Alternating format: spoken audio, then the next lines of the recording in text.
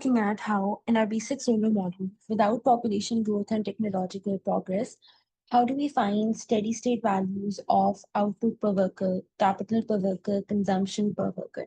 We want to now look at finding the growth rate of output per worker in a steady state in this basic Solow model without population growth and technological progress. Now we know in the steady state, in this basic model, output per worker is constant. So since output per worker is constant, so this means that in the steady state, growth rate of output per worker is zero. So there is no sustained growth in output per worker in this version of Solow model without population growth and technological progress. Because output per worker is constant in steady state, so growth rate of output per worker would be zero in steady state in this version of the Solow model. Now let's look at growth rate of output in steady state. Now for this, let's see that we define output per worker as output by labor. So from here, if we make output the subject capital Y, it's equal to small y times n.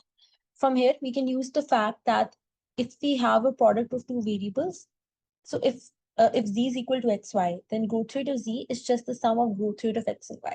So using this rule of thumb, we can say growth rate of output is equal to growth rate of output per worker plus growth rate of labor.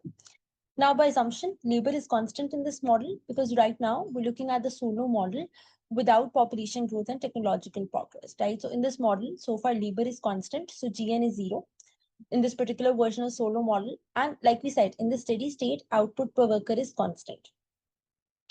So in the steady state, growth rate of output would just be zero as well because in the steady state output per worker is constant. So like we said, growth rate of output per worker is zero. And in this particular version, labor is constant, so Gn is also zero.